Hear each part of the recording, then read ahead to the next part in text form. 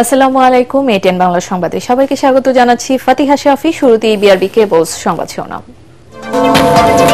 শিগগিরই আওয়ামী লীগের রাজনীতিতে ফেরার সুযোগ নেই, অভিমত বিশ্লেষকদের। জুলাই গণহত্যা, অনিয়ম, দুর্নীতির জন্য জনগণের কাছে ক্ষমা চাওয়ার পরামর্শ। আজ বিজয়া দশমী, বিহিত পূজা ও সিঁদুর খেলার মধ্য দিয়ে শেষ হল শারদীয় দুর্গোৎসব। বিকেলে প্রতিমা বিসর্জন।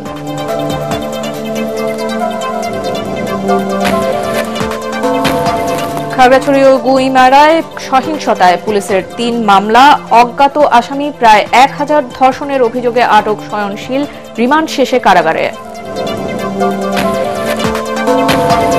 এবং গাজা অভিমুখী নৌবহরে ইসরায়েলের হামলা, ৩৭ দেশের ২ শতাধিক অধিকার কর্মী সহ ১৩ নৌযান আটক। বাংলাদেশি আলোকচিত্রী শহীদুল আলমের ভিডিও বার্তা। শুনছিলেন বিআরবি কেবল সংবাদ শিরোনামগুলো, আর এবারে চলে যাচ্ছি পুরো সংবাদে। জাতির কাছে ক্ষমা না চেয়ে সহসাই আওয়ামী লীগের রাজনীতিতে ফেরার কোনো সুযোগ দেখছেন না বিশ্লেষকরা। যে কোনো সময় আওয়ামী লীগের কার্যক্রম সচল করা হতে পারে। বিদেশি গণমাধ্যমে প্রধান উপদেষ্টার এই বক্তব্য নিয়ে রাজনৈতিক বিশ্লেষকরা বলছেন, মানবাধিকার বিবেচনায় তিনি এমন মন্তব্য করে থাকতে পারেন। আওয়ামী লীগের হাত ধরে দেশ স্বাধীন হলেও জুলাই গণহত্যা এবং অনিয়মের কারণে দলটির অনুতপ্ত হওয়া উচিত বলেও মত তাদের। ইমদাদুল্লাহ বাবুর রিপোর্ট। জাতিসংঘের সাধারণ পরিষদে অংশ নিয়ে জিটিওর ব্রিটিশ মার্কিন সাংবাদিক মেহেদী হাসানকে দেয়া সাক্ষাৎকারে প্রধান উপদেষ্টা অধ্যাপক মোহাম্মদ ইউনুস বলেন, আওয়ামী লীগের কার্যক্রমের উপর নিষেধাজ্ঞা যে কোনো সময় তুলে নেওয়া হতে পারে। তার এই মন্তব্যকে ঘিরে এখন রাজনৈতিক অঙ্গনে শুরু হয়েছে তুমুল আলোচনা। প্রধান উপদেষ্টার এই মন্তব্যের প্রতিক্রিয়া জানিয়েছে বিভিন্ন রাজনৈতিক দল। বিশ্লেষকরা বলছেন, আন্তর্জাতিক পরিসরে দেশে অংশগ্রহণমূলক রাজনীতির চিত্র তুলে ধরতে কথাটি বলে থাকতে পারেন প্রধান উপদেষ্টা। এইটা হয়তো উনি বলেছেন আন্তর্জাতিক সিনারিওটাকে সামনে মাথায় রেখে, কেউ যেন এটা বলতে না পারে যে তার হিউম্যান রাইটস রেকর্ড সেই আগের মতোই, সেটা হয়তো তিনি চাইছেন। এবং তিনি তো বলেছেন শেষের দিকে ইন্টারভিউয়ে যে বিচারিক প্রক্রিয়া চলবে। এটা করার মানে হলো স্বভাবতই আন্তর্জাতিক যে সমীকরণ, ক্ষমতার যে সমীকরণ, সেই সমীকরণের মধ্যে তিনি একটা বিশেষ অবস্থান গ্রহণ করছেন। এটা বাংলাদেশের জনগণের স্বার্থের বিরোধী। এর আগে এটা ছিল একটা দিল্লির অধীন একটা শাসিত ব্যবস্থা, এখন এটা মার্কিন ভূরাজনীতির অন্তর্গত একটা ব্যবস্থা। ডক্টর ইউনূস কি বাংলাদেশকে সিরিয়া বানাতে চান? তিনি কি একটা নিরাপদ আওয়ামী লীগের সঙ্গে হাত মিলিয়ে এখান থেকে তিনি প্রস্থান করতে চান ক্ষমতা থেকে? আওয়ামী লীগ দেশের রাজনীতিতে প্রবেশ করতে চাইলে তাদের কৃতকর্মের জন্য দুঃখ প্রকাশ করা ছাড়া কোনো বিকল্পও দেখছেন না তারা। এটা তো তারা প্রকাশ্যেই বলতে পারে যে আমাদের কিছু ভুল ভ্রান্তি হয়েছে। এই দলের হাত দিয়ে বাংলাদেশের ডেমোক্রেসি আসছে, আবার এই দলের হাত দিয়েই বাংলাদেশের ডেমোক্রেসি স্লটার্ড। জামাতকে যেরকম স্বীকার করতে হবে ৭১-এ তারা যেটা করেছে, অপরাধ করেছে, আওয়ামী লীগকেও একই অপরাধে অপরাধী। আমরা তো আওয়ামী লীগের মধ্যে ওইরকম কোনো সিমটম এখন পর্যন্ত দেখি নাই অনুশোচনা করছে বা করবে। তা আমি মনে করি না যে এই নির্বাচনের আগে সেটা হতে যাচ্ছে। ম্যাক্সিমাম এটা দীর্ঘায়িত হবে। আওয়ামী লীগের প্রতি আমাদের কোনো ঘৃণা নাই, হিংসাও নাই। তারা যে সকল অপরাধ করেছে সে অপরাধের মার্জনা তখনই সম্ভব যদি একটা রিকনসিলিয়েশন প্রসেস শুরু হয়। যে সকল কর্মীরা দেশকে ভালোবাসে তারা যদি রিকনসিলিয়েশন একটা প্রক্রিয়ার মধ্যে তারা এসে যান, আমি অবশ্যই তাদের পক্ষে থাকবো। যদি শেখ হাসিনা এসে এই বিচারের কাঠগড়ায় দাঁড়ান এবং তিনি বলেন যে তিনি এইগুলো ভুল করেছেন, যদি জামাতে ইসলামীর নেতাদের মৃত্যুদণ্ড হতে পারে, শেখ হাসিনা হতে পারবে না কেন? খুব পরিষ্কার কথা। তিনি অবশ্যই একটা অত্যন্ত ক্ষতিকর রাষ্ট্র ব্যবস্থা চালিয়েছেন। আন্তর্জাতিক দৃষ্টি আকর্ষণ করে আওয়ামী লীগের রাজনীতিতে ফেরার সুযোগ সীমিত বলেও মনে করছেন বিশ্লেষকরা। আওয়ামী লীগের ভোটারদেরকে আপনি কোনো প্রেসার ক্রিয়েট করেন, সেটা বেশি সমালোচনা হবে। ইমদাদুল্লাহ বাবু, এটিএন বাংলা, ঢাকা। নিউ ইয়র্কে জাতিসংঘের সাধারণ অধিবেশনে যোগদান শেষে সকালে দেশে ফিরেছেন প্রধান উপদেষ্টা ডক্টর মোহাম্মদ ইউনূস। প্রধান উপদেষ্টাকে বহনকারী এমিরেটস এয়ারলাইন্সের একটি ফ্লাইট সকাল ৯টায় ঢাকার হযরত শাহজালাল আন্তর্জাতিক বিমানবন্দরে অবতরণ করে।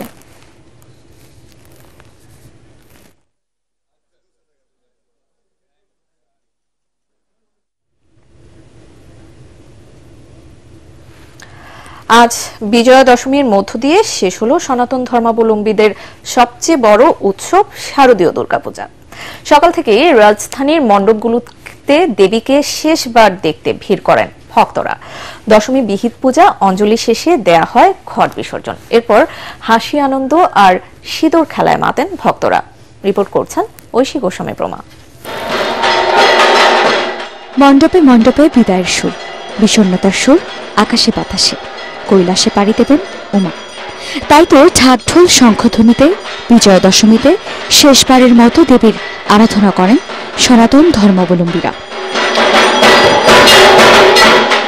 রাজধানীর ঢাকেশ্বরী জাতীয় মন্দিরে সকালে দশমী বিহিত পূজা শেষে করা হয় আরতি।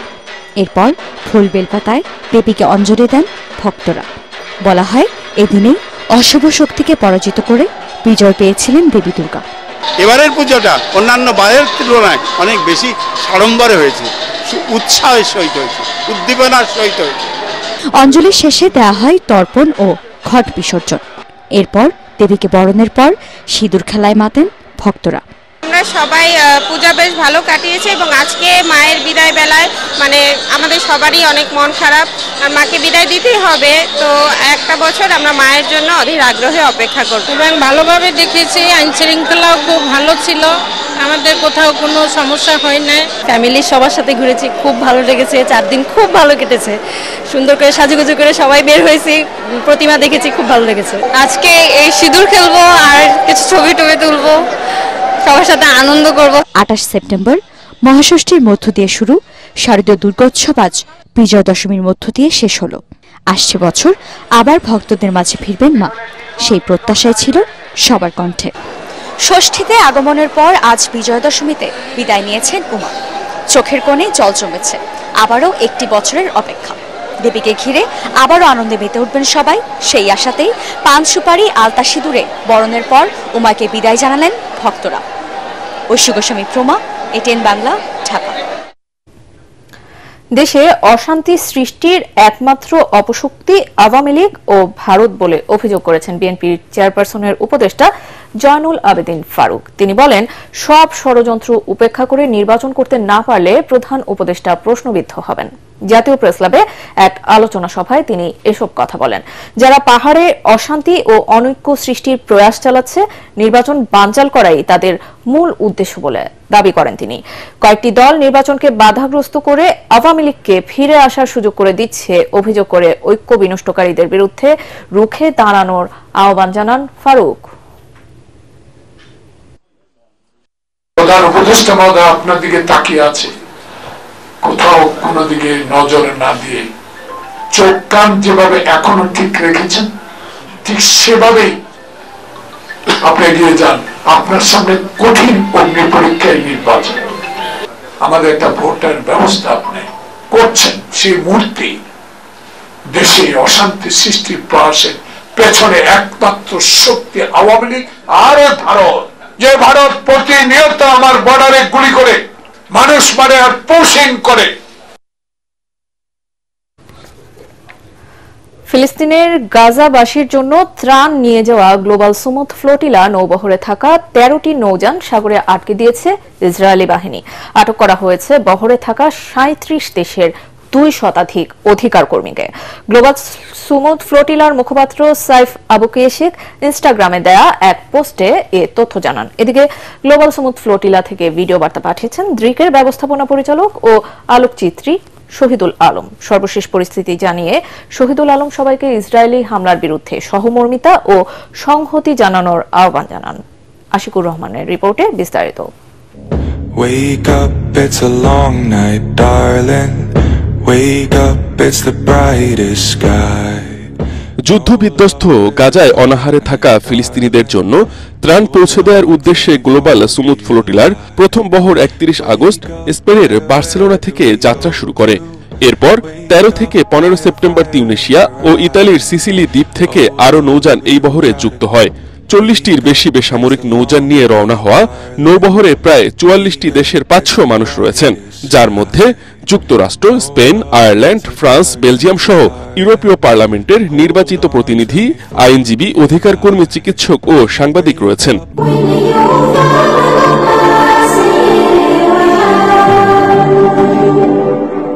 তবে উপকূলের কাছাকাছি যাওয়ার পরেই ঘটে বিপত্তি। গাজা থেকে 129 কিলোমিটার দূরে ভূমধ্য সাগরে থাকা অবস্থায় বুধবার রাতে ফ্লোটিলায় বাধা দেয় ইসরায়েলি বাহিনী। তাদের অন্তত 8টি নৌকা থামিয়ে দেয়া হয়। কাতার ভিত্তিক সংবাদ মাধ্যম আল জাজিরা জানিয়েছে, গ্লোবাল সুমুদ ফ্লোটিলা থেকে এ পর্যন্ত 2 শতাধিক কর্মী সামাজিক আন্দোলনকারীকে বন্দী করেছে ইসরায়েল। তবে ইসরায়েলের পররাষ্ট্র মন্ত্রণালয়ের পক্ষ থেকে বলা হয়েছে, হামাস সুমুদ ফ্লোটিলার কয়েকটি নৌযান নিরাপদভাবে থামিয়ে দেওয়া হয়েছে। সেগুলোর আরোহীদের ইসরায়েলের একটি বন্দরে নেওয়া হচ্ছে।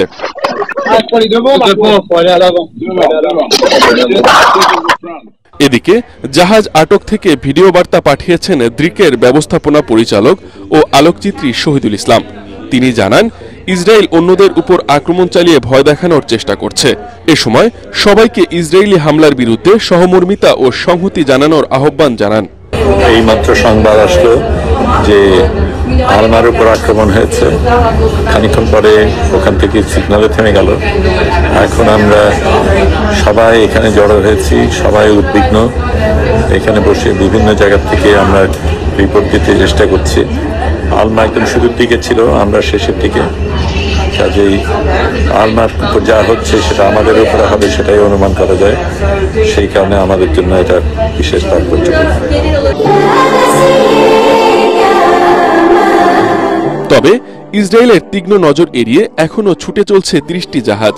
জানা গেছে, গাজা উপকূল থেকে মাত্র 85 কিলোমিটার দূরে রয়েছে এসব জাহাজের অবস্থান। পুরো বিশ্বের আগ্রহ এই নৌবহরের উপর, কখন তারা পৌঁছাবে গাজায়। আশিকুর রহমান, এটিএন বাংলা।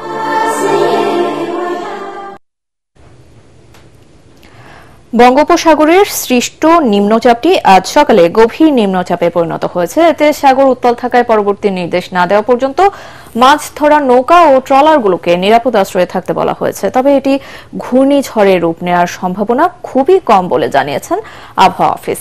নিম্নচাপ কেন্দ্রের 48 কিলোমিটারের মধ্যে বাতাসের একটানা সর্বোচ্চ গতিবেগ ঘন্টায় 50 কিলোমিটার, যা দমকা অথবা ঝোড়ো হাওয়ার আকারে 60 কিলোমিটার পর্যন্ত বৃদ্ধি পাচ্ছে। গভীর নিম্নচাপটি ভারতের অন্ধ্রপ্রদেশ ও উড়িষ্যা রাজ্যের উপকূল দিয়ে স্থলভাগ অতিক্রম করতে পারে বলে জানিয়েছেন আবহাওয়াবিদ ডক্টর মোহাম্মদ বজলুর রশিদ। তিনি বলেন, আগামী আরও 2-3 দিন বৃষ্টি হওয়ার সম্ভাবনা রয়েছে। চট্টগ্রাম, কক্সবাজার, মোংলা ও পায়রা সমুদ্র বন্দরকে 3 নম্বর স্থানীয় সতর্ক সংকেত দেখিয়ে যেতে বলা হয়েছে।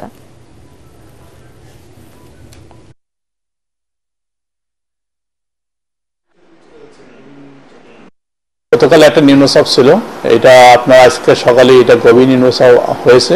বর্তমানে এটা উত্তর পশ্চিম বঙ্গোপসাগর অবস্থান করছে। এটা হয়তো আজ রাত নাগাদ এটা উড়িষ্যা, অন্ধ্রপ্রদেশ উপকূল অতিক্রম করবে, কিন্তু এর প্রভাবটা রয়েছে। এই প্রভাবটা আগামী আরো 2-3 দিন কন্টিনিউ করবে। এর প্রভাবে অনেক জায়গায় ভারী থেকে অতি ভারী বর্ষণ হবে। তবে খুলনা, বরিশাল, পটুয়াখালী, চট্টগ্রাম এসব কোস্টাল উপকূলীয় এলাকাতে অতি ভারী বর্ষণ হওয়ার সম্ভাবনা আছে। দর্শক, এই মুহূর্তে আগারগাঁওয়ের আবহাওয়া অফিসে আছেন সহকর্মী মনির হোসেন তপু। আমরা সরাসরি চলে যাচ্ছি তার কাছে। তপু, আপনি আমাকে শুনতে পারছেন আশা করছি। আবহাওয়া পরিস্থিতি নিয়ে আসলে আবহাওয়াবিদরা কি বলছেন আমাদের বিস্তারিত জানাবেন।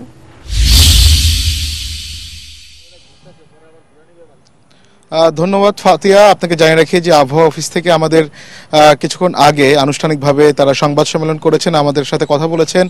আবহাওয়া অফিস থেকে একটি বিষয়ে পরিষ্কারভাবে জানানোর চেষ্টা করেছেন যে বঙ্গোপসাগরে যে গভীর নিম্নচাপটি সৃষ্টি হয়েছে আজ সকাল 6টার দিকে, সেই গভীর নিম্নচাপটি নিম্নচাপ থেকে যে গভীর নিম্নচাপ হয়েছে সেটি হয়তো আজ রাত 9টার পরে হয়তো উপকূল অতিক্রম করবে। সেটি ভারতের উড়িষ্যা এবং অন্ধ্রপ্রদেশ প্রদেশ থেকে এটি হয়তো অতিক্রম করবে। তবে সেই ক্ষেত্রে আবহাওয়া অফিস একটি সুখবর যেটি দিয়েছে, সেই গভীর নিম্নচাপটি যেহেতু অতি দ্রুত উপকূল অতিক্রম করবে, সেক্ষেত্রে সেটি ঘূর্ণিঝড়ে পরিণত হওয়ার সম্ভাবনা খুবই কম তারা দেখছেন। তবে যেহেতু ছুটির দিন রয়েছে, আর এখন ঢাকা শহরে যে ওয়েদার আমরা যেটি দেখছি, আবহাওয়ার যে পরিস্থিতি, সেটি ছুটির দিন উপভোগ করার মতনই একটি আবহাওয়া বিরাজ করছে ঢাকা শহরে। গুড়ি গুড়ি কিছু অঞ্চলে বৃষ্টি হচ্ছে। তবে আবহাওয়া অফিস থেকে জানানোর চেষ্টা করা হয়েছে যে দক্ষিণাঞ্চলে মূলত বৃষ্টির প্রভাবটি বেশি রয়েছে। সেক্ষেত্রে যে সুন্দরবন সহ আশপাশের যে অঞ্চলগুলো রয়েছে, জেলাগুলো রয়েছে, সেখানে বাতাসের পরিমাণও বেশি রয়েছে এবং একই সাথে যেখানে গভীর নিম্নচাপের যে কেন্দ্রবিন্দু যেটি রয়েছে সেই কেন্দ্রবিন্দু থেকে 48 কিলোমিটার পর্যন্ত এলাকায় প্রচণ্ড বাতাস দেখা যাচ্ছে। সেক্ষেত্রে 50 কিলোমিটার বেগে বাতাস সৃষ্টি হচ্ছে। তবে যেহেতু আজ রাত 9টা নাগাদ এই গভীর নিম্নচাপটি আমাদের উপকূল অতিক্রম করবে, সেক্ষেত্রে ভারতের উড়িষ্যা এবং অন্ধ্রপ্রদেশ দিয়ে সেই গভীর নিম্নচাপটি উপকূল অতিক্রম করবে। সেক্ষেত্রে এর প্রভাব হয়তো আগামী 2-3 দিন ঢাকা সহ দক্ষিণাঞ্চলে বেশ থাকবে। সেক্ষেত্রে বৃষ্টি হওয়ার সম্ভাবনা রয়েছে আবহাওয়া অফিস জানিয়েছে। তবে সেই পরিস্থিতি আজকের পর থেকে হয়তো ধীরে ধীরে উন্নতি হবে। জি ফাতিয়া শাফি, এই ছিল আমার কাছে আবহাওয়ার সবশেষ খবর। তপু, ধন্যবাদ আপনাকে আমাদের সাথে যুক্ত হওয়ার জন্য। দর্শক, আগারগাঁওয়ের আবহাওয়া অফিস থেকে আবহাওয়া পরিস্থিতি নিয়ে সেখানকার আপডেট জানাচ্ছিলেন সহকর্মী মনির হোসেন। তপু, চলে যাচ্ছে পরবর্তী সংবাদে।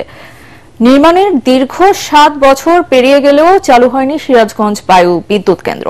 সরকারের 42 কোটি টাকার এই প্রকল্প এখন পরিত্যক্ত অবস্থায় পড়ে আছে। ঠিকাদারি প্রতিষ্ঠান প্যান এশিয়া পাওয়ার সার্ভিস লিমিটেড এখনো প্রকল্পটি সম্পন্ন করতে পিডিবির হাতে তুলে দেয়নি। স্থানীয়দের অভিযোগ, এটি ছিল দুর্নীতির একটি কৌশলী খাত। সিরাজগঞ্জ প্রতিনিধি ফেরদৌস হাসানের পাঠানো রিপোর্ট জানাচ্ছেন আসিফুর রহমান সাগর।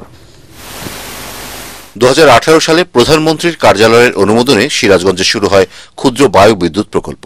যমুনা নদীর পশ্চিম পারে শহর সংলগ্ন এলাকায় 8টি টাওয়ার বসিয়ে 2 মেগাওয়াট বিদ্যুৎ উৎপাদনের লক্ষ্যমাত্রা নির্ধারণ করা হয়। ব্যয় ধরা হয় 42 কোটি টাকা। কিন্তু 7 বছরেও প্রকল্প চালু না হয় প্রশ্ন উঠেছে পরিকল্পনার যথার্থতা নিয়েই। জোরপূর্বক আওয়ামী শাসন আমলে এখানে এমপির মাধ্যমে অপরিকল্পিত এই বিদ্যুৎ টাওয়ারটা করে। পাখায় যদি না ঘুরে তাহলে এত কোটি টাকা এখানে একটা প্রজেক্ট করলো, অথচ এই প্রজেক্টের কোনো বাস্তবায়ন নাই। আমরা সিরাজগঞ্জবাসী ভুক্তভোগী। অত্যন্ত দুঃখের বিষয়, আজ পর্যন্ত ওই বায়ু বিদ্যুৎ কেন্দ্রটি চালু হয়নি। এই বায়ু বিদ্যুৎটি চালু না হওয়ার কারণে সেখানকার মানুষ কিন্তু অসন্তুষ্ট।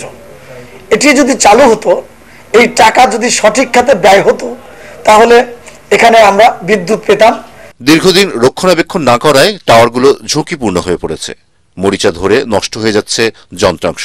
প্রকল্পে রক্ষণাবেক্ষণে নিয়োজিত কর্মকর্তা জানান, আওয়ামী লীগ সরকারের পতনের পর বিদেশি কারিগর এনে প্রকল্পটি চালু করার চেষ্টা করা হচ্ছে। দীর্ঘদিন এই 8টা টাওয়ার বন্ধ থাকার কারণে অনেক মেশিন অকেজ হয়ে গেছে। আমরা আসার পর দেখছি 2-2বার চায়না থেকে মানুষ নিয়ে এসে এটা কমপ্লিট করছে। মোটামুটি এখন এটা চালু অবস্থায় আছে, বাতাস হলে এটা বিদ্যুৎ উৎপাদন হয়। এদিকে দ্রুতই উৎপাদনে যাওয়ার আশ্বাস দিয়ে ঠিকাদারি প্রতিষ্ঠানের স্বত্বাধিকারী জানান, প্রকল্প এলাকায় বাতাস কম থাকায় লক্ষ্যমাত্রার অর্ধেক মাত্র 1 মেগাওয়াট বিদ্যুৎ উৎপাদন সম্ভব হবে। 2 মেগাওয়াটের মাঝে মাঝে যদি ভালো বাতাস হয় 2 মেগাওয়াটের বেশি হতে পারে, কিন্তু এটা সাধারণত এই এলাকাটা যেহেতু চারিদিকে আপনার টাউন আছে, গাছপালা আছে, এখানে বাতাস আসলে আমার মনে হচ্ছে যে ওই আশানুরূপ বাতাস আমরা পাবো না। অপরিকল্পিত এই প্রকল্প পতিত আওয়ামী লীগ সরকারের দুর্নীতি ও অর্থ অপচয়ের নজির হয়ে দাঁড়িয়েছে। Bureau report, ATN Bangla. নড়াইলের কালিয়া উপজেলার পারবিষ্ণুপুর গ্রামে নবগঙ্গা নদীর ভাঙন ভয়াবহ রূপ নিয়েছে। ইতিমধ্যে বেশ কয়েকটি ব্যবসা প্রতিষ্ঠান নদী গর্ভে বিলীন হয়ে গেছে। এতে দিশেহারা হয়ে পড়েছেন ব্যবসায়ীরা।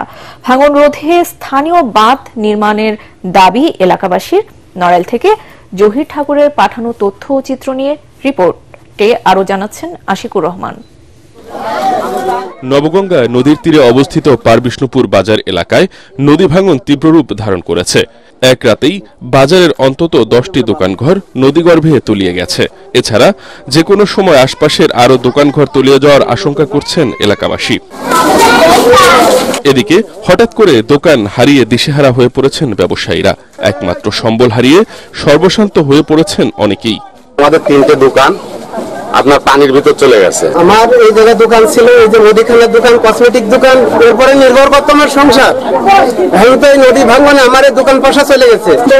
আইসি কয়েকজনে টানাইজা করেছে দোকান টেনে নেওয়ার জন্য, কোনোভাবে সরাতে পারিনি, কোনো কিছু মালামাল সরাইছে, কিছু আমার একটা না কিন্তু 5টা দোকান একসাথেই মানুষের মধ্যে দেখতে চলে গেছে।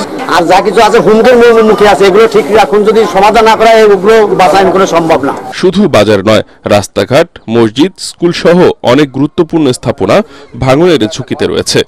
দ্রুত ব্যবস্থা না নিলে অচিরেই এই বাজার নিঃশেষ হয়ে যাবে বলে মনে করছেন স্থানীয় জনপ্রতিনিধি। অনেকগুলো বাজার ঘর, 10টা ঘর চলে গেছে, ছোটখাটো বড় দিয়ে সব 10টা ঘর চলে গেছে। এখন বাজারে আর যেগুলো আছে সেগুলো খুব ঝুঁকিমুখী আছে। ভাঙন কবলিত এলাকায় বাঁধ নির্মাণের লক্ষ্যে কাজ চলছে বলে জানালেন পানি উন্নয়ন বোর্ডের এই প্রকৌশলী। ভাঙনের সংবাদ পাওয়া মাত্র অফিস থেকে আমরা প্রতিনিধি পাঠিয়েছি এবং আমরা নিজেরাও সবসময় সার্বক্ষণিক খোঁজখবর নিচ্ছি এবং ঊর্ধ্বতন কর্তৃপক্ষের সঙ্গে আমাদের কথা হয়েছে। ভাঙন প্রতিরোধে যত দ্রুত আমরা ব্যবস্থা গ্রহণ করতে আমরা দ্রুত ব্যবস্থা গ্রহণের চেষ্টা করব। পার বিষ্ণুপুর বাজার রক্ষায় দ্রুত কার্যকর ব্যবস্থা নেয়ার দাবি এলাকাবাসীর। Bureau report, ATN Bangla. এবার পূবালী ব্যাংক বাণিজ্য সংবাদ।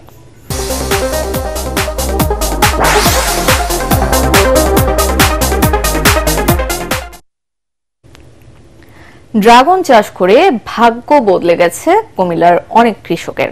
চান্দিনা উপজেলাতেই 5.5 একরের বেশি জমিতে সুস্বাদু এ ফলের আবাদ হয়েছে। খরচের তুলনায় লাভ বেশি হওয়ায় দিন দিন ড্রাগন চাষে আগ্রহী হচ্ছে জেলার উদ্যোক্তারা। কুমিল্লা প্রতিনিধি খায়রুল হাসান মানিকের রিপোর্ট, জানাচ্ছেন মিজান শাহজাহান। চান্দিনার ভোমরকান্দি গ্রামের অধিকাংশ কৃষকের মাঠে শোভা পাচ্ছে টুকটুকে লাল ড্রাগন। কামরুল হাসান খান সেলিম 7 বছর আগে 39 লাখ টাকা ব্যয়ে 2 একর জমিতে ড্রাগনের আবাদ শুরু করেন। বিক্রি করেছেন 48 লাখ টাকার ফল। আরও 20 বছর এই বাগান থেকে ফল পাওয়া যাবে জানিয়ে তিনি বলেন, এতে বছরে আয় হবে কমপক্ষে 15 লাখ টাকা। মোটামুটি 2 জায়গা হয়েছে, একটা হলো নবাবপুর আর একটা হলো যে রানীর চড়া। এই 2টা বাগান করছে আমরা এই জায়গাতে চারা নিয়ে। ফলটার মান অনেকটাই ভালো, গ্রামবাসী নিতেছে, উনিও শহরে নিমসারে ঢাকা এদিকে সেদিকে চালান দিতেছে। ফল সংগ্রহ করা হয়, এটা বেশিরভাগ কীটনাশক মুক্ত এবং ফরমালিন মুক্ত। উপজেলা কৃষি কর্মকর্তা মোর্শেদ আলম বলেন, চান্দিনায় ড্রাগনের আবাদ দিন দিন বাড়ছে। উদ্যোক্তাদের সব ধরনের সহায়তা দেওয়া হচ্ছে বলেও জানান তিনি। ইদানিং দেখা যাচ্ছে যে টনিক ব্যবহার করার কারণে এক ধরনের নেতিবাচক প্রভাব সৃষ্টি হয়, মানে ড্রাগনের স্বাদের পরিবর্তন আসে, কিন্তু আমার এই চাষি অত্যন্ত ভালো এবং উনি কোন ধরনের টনিক ব্যবহার করে না, তাই বিদায় উনার ফলগুলা বাগান থেকে অধিকাংশ বিক্রি হয়ে যায় এবং বাজারে নিলেও উনি খুব ভালো মূল্য পাচ্ছে এবং এই ড্রাগন বাগান করে উনি সফল। উৎপাদনের বর্তমান ধারা অব্যাহত থাকলে ড্রাগন জেলার অর্থনীতিতে বড় অবদান রাখবে বলে আশা উদ্যোক্তাদের। Bureau report, ATN Bangla. এ পর্যায়ে আল আরাফা ইসলামী ব্যাংক অর্থ সংবাদ।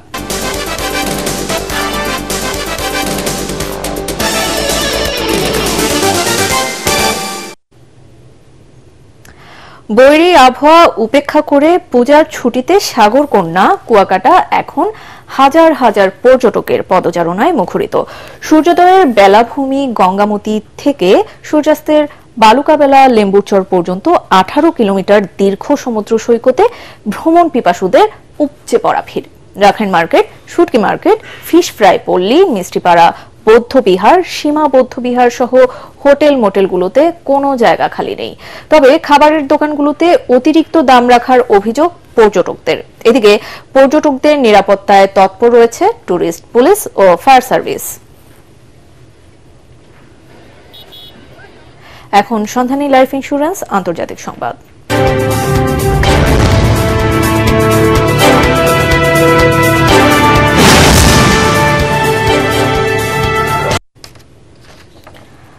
মার্কিন সেনাদের এখন থেকেই যুদ্ধের প্রস্তুতি নিতে বলেছেন দেশটির প্রতিরক্ষা মন্ত্রী পিট হেগসেথ। ভার্জিনিয়ার কোয়ান্টিকোতে শতাধিক জেনারেল ও অ্যাডমিরালদের বৈঠকে তিনি এই নির্দেশ দেন। এ সময় হেগসেথ বলেন, যুক্তরাষ্ট্র কারোর সাথে যুদ্ধ করতে আগ্রহী নয়, তবে শান্তি নিশ্চিত করতে যুদ্ধের জন্য প্রস্তুত থাকার বিকল্প নেই। এছাড়া জেনারেলদের স্বাস্থ্য নিয়ে সমালোচনাও করেন হেগসেথ। তাদের নিজেদের শারীরিক কাঠামোর দিকে নজর রাখার আহ্বান জানান। মার্কিন মন্ত্রী যুদ্ধের প্রস্তুতির প্রতিক্রিয়াও জানিয়েছে রাশিয়া। ক্রেমলিনের মুখপাত্র দিমিত্রি পেসকোভ বলেন, মস্কো সেনাশক্তি বাড়াচ্ছে, তবে তাদের মূল লক্ষ্য কূটনৈতিক সমাধান। এবার খেলার খবর।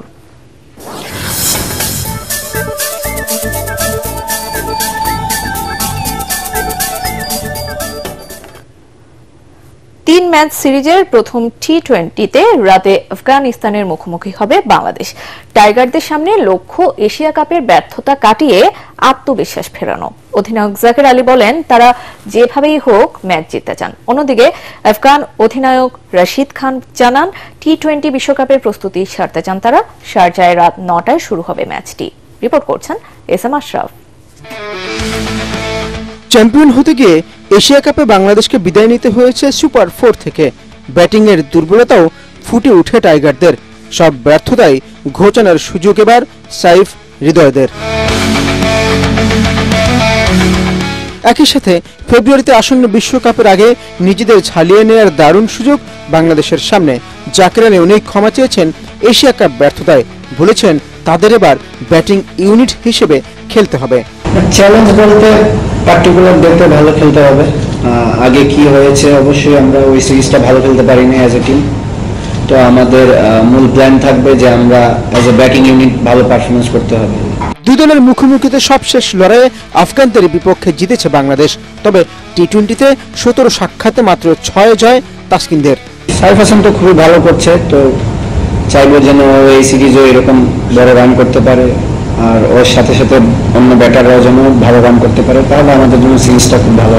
অন্যদিকে আফগানিস্তানের তারকা ক্রিকেটার রশিদ খান বাংলাদেশ দলকে সমীহ করে কথা বলেছেন। একই সাথে বিশ্বকাপকে সামনে রেখে দল হিসেবে উন্নতি করার লক্ষ্যের কথাও বলেন তিনি। কিছু জায়গায় আমরা সংগ্রাম করছি, আমরা এসব কভার করার চেষ্টা করছি। বিশ্বকাপের আগে পুরোপুরি প্রস্তুত করতে চাই, সেজন্য এই সিরিজটা ভালো সুযোগ। শারজার উইকেট বরাবরই স্পিনারদের জন্য সহায়ক, ফলে রশিদ খানের নেতৃত্বে আফগানদের স্পিন অ্যাটাক যে কোনো দলের জন্যই বড় হুমকি। বাংলাদেশের ব্যাটিংয়ের জন্য এটা একটা বড় পরীক্ষাও হতে চলেছে। SM Ashraf, ATN Bangla. সংবাদ শেষ করছি, তার আগে বিআরবি কেবল সংবাদ শিরোনামগুলো জানিয়ে দিচ্ছি আরো একবার। শিগগিরই আওয়ামী লীগের রাজনীতিতে ফেরার সুযোগ নেই অভিমত বিশ্লেষকদের। জুলাই গণহত্যা, অনিয়ম, দুর্নীতির জন্য জনগণের কাছে ক্ষমা চাওয়ার পরামর্শ।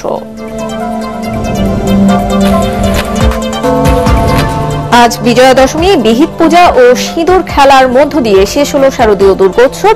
বিকেলে প্রতিমা বিসর্জন।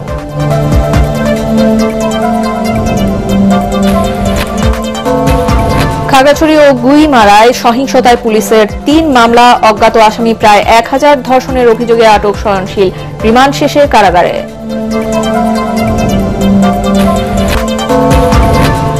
এবং গাজা অভিমুখী নৌবহরে ইসরায়েলের হামলা, 37 দেশের 2 শতাধিক অধিকার কর্মী সহ 13 নৌযান আটক। বাংলাদেশি আলোকচিত্রী শহীদুল আলমের ভিডিও বার্তা। আর এই ছিল এখনকার মতো। রইল পরবর্তী সংবাদ দেখার আমন্ত্রণ। এটিএন বাংলা সংবাদ ইউটিউবে দেখতে ব্রাউজ করুন youtube/ATN Bangla News।